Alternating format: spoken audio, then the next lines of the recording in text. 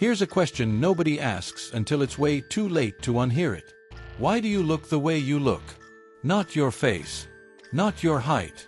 Your color.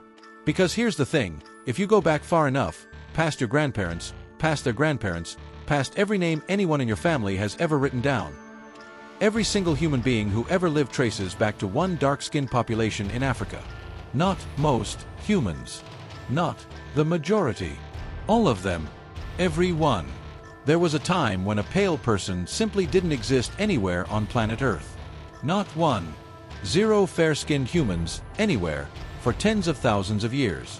So somewhere between that starting point and the mirror you looked into this morning, something happened. And it wasn't random. It wasn't a fluke. It wasn't culture or geography being unfair or some accident of the gene pool. It was one of the most ruthless, elegant, and honestly kind of terrifying negotiations in the history of biology between the human body and a giant, indifferent ball of fire sitting 93 million miles away. Let's take it apart. Skin isn't a costume. It's a control system. Most people think of skin as basically wrapping paper. The thing that keeps your organs from falling out while you go about your day. That's not even close to what's actually happening. Skin is your body's largest organ, and it's running dozens of jobs around the clock. Temperature control, sensation, defense against infection. But there's one job that quietly decided the color of every human population on Earth. Blocking radiation from the sun. The sun isn't just light. It's constantly firing invisible ultraviolet radiation at every square inch of this planet, and that radiation is genuinely hostile to your DNA. It breaks chemical bonds. It scrambles genetic code. Enough of it in the wrong place and you get cancer, specifically the aggressive kind, melanoma. Your body's defense against this? A pigment called melanin. Melanin is a built-in, zero-maintenance sunscreen. The more of it you have, the darker your skin, and the better it absorbs and deflects UV radiation before it reaches the DNA sitting in your cells. So picture early humans, still living exactly where our species began, equatorial Africa, directly under some of the harshest sunlight on the planet. In that environment, evolution isn't gently nudging anything. It's making a demand. More melanin. More protection. More survival. It's not a preference. It's not a trend. It's a hard biological requirement, and evolution doesn't negotiate on requirements. Here's where the story stops being simple. UV radiation doesn't just threaten skin cells. It also destroys something running through your bloodstream that has nothing to do with skin at all, a nutrient called folate. Folate is essential in the earliest days of pregnancy, often before a woman even knows she's pregnant. It's directly responsible for the proper formation of the neural tube, the structure that becomes a baby's brain and spine. Not enough folate, and the consequences can be devastating. Severe birth defects, or the pregnancy failing altogether. And UV radiation breaks folate down. So in intensely sunny, unclothed, unshielded environments like early Africa, light skin didn't just raise cancer risk. It quietly raised the risk of failed pregnancies too. That means dark skin in Africa wasn't solving one problem. It was solving two completely unrelated survival threats at the exact same time. Cancer protection. Reproductive protection. Same pigment. Two life-saving jobs. If evolution kept a highlight reel, this would be one of its greatest hits. So why did it change? If dark skin is this multitasking survival machine, why does half the planet not have it anymore? This is where things get almost poetic in how brutal the logic is. Somewhere between 70,000 and 100,000 years ago, small groups of humans began drifting out of Africa. Not in one dramatic exodus, just generation after generation wandering slightly further than their parents did, until humans were spread across the Middle East, Europe, Asia, and eventually the Americas. And the further from the equator people went, the weaker the sun's UV rays became. Sunlight at higher latitudes hits the Earth at a lower angle, filters through more atmosphere, and simply carries less punch. Long winters. Gray skies. Months without strong sunlight. Suddenly, the very trait that had been a lifesaver, heavy melanin, powerful UV blocking skin, became something else entirely. A liability. Not because of cancer. The weak UV up north barely posed that threat anymore. The real problem was something almost nobody expects to hear connected to skin color. Vitamin D. Vitamin D isn't something you get exclusively from food. Your skin actually manufactures it, using sunlight as the raw fuel. Weak UVB rays hit a compound in your skin, and your body converts it directly into vitamin D. But vitamin D isn't a nice to have. It governs how your body absorbs calcium. Without it, bones don't harden properly. In children, that produces rickets, bowed legs, deformed skeletons, stunted growth. In adult women, it can soften the pelvic bones so severely that childbirth becomes life-threatening. Now imagine a population with extremely efficient, UV-blocking dark skin, perfect protection near the equator, suddenly living somewhere like Northern Europe or Siberia, where sunlight is already scarce. Their skin doesn't know the danger has changed. It just keeps blocking, which means it also blocks the exact sunlight they now desperately need to make vitamin D. Their bones weaken. Births become more dangerous. Populations start quietly declining. So evolution, which doesn't care about symmetry, fairness, or how the story should end, simply reversed its own logic. Random mutations that slightly reduced melanin began appearing, as mutations always randomly do.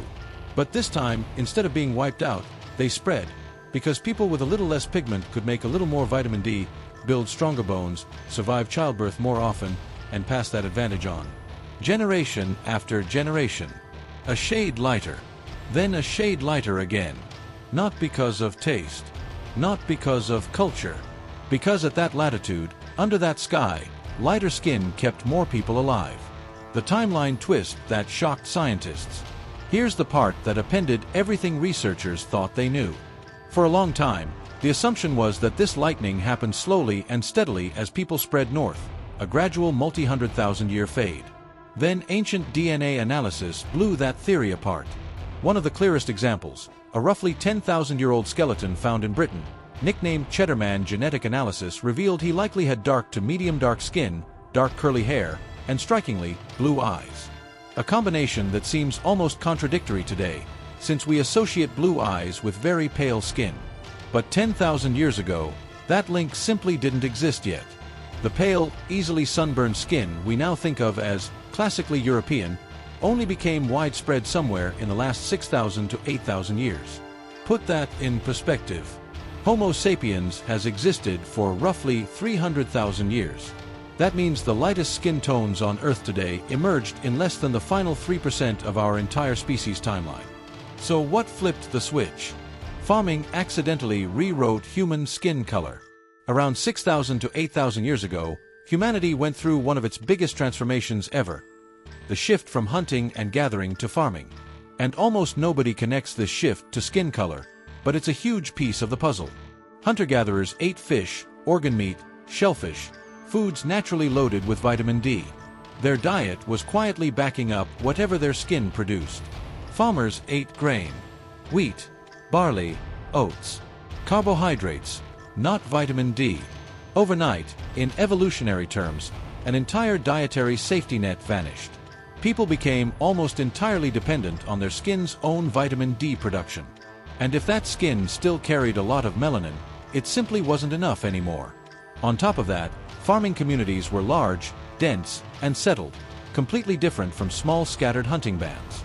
And population size changes everything about how fast a helpful mutation spreads. In a tiny group of 50 people, a beneficial gene creeps along slowly. In a dense farming village connected to dozens of others, it can spread through thousands of descendants in a handful of generations. Diet collapse plus population explosion. Together, they hit fast forward on human evolution, and lighter skin spread across Europe and Asia far faster than anyone expected. Here's a detail that surprises almost everyone the first time they hear it. Skin color isn't controlled by one gene flipping between dark and light. It's controlled by dozens of genes working together. Genes that decide how much melanin gets made, what type, and how it's distributed. And here's the part that should genuinely blow your mind. Europeans and East Asians both evolved lighter skin than their ancestral African populations, but they largely did it using different genes. Two completely separate populations, on two separate continents, independently stumbled onto the same solution through entirely different genetic paths. Biologists call this convergent evolution, and when it happens, It's one of the strongest signals in all of biology that a trait really mattered for survival, because nature basically reinvented the same answer more than once. While we're here, one more mind bender. Every single blue-eyed person alive today, every one, no exceptions, descends from one individual who lived somewhere near the Black Sea, roughly 6,000 to 10,000 years ago. Before that person existed, every human being on Earth had brown eyes. Then one mutation appeared, slightly reducing pigment in the iris, and it spread. Which means something we treat as ancient and permanent, blue eyes, is actually younger than farming. Younger than the pyramids. Younger than the wheel, in some estimates. The traits we assume are fixed and timeless about the human body are, on a biological clock, shockingly brand new. Step back and look at the whole shape of the story.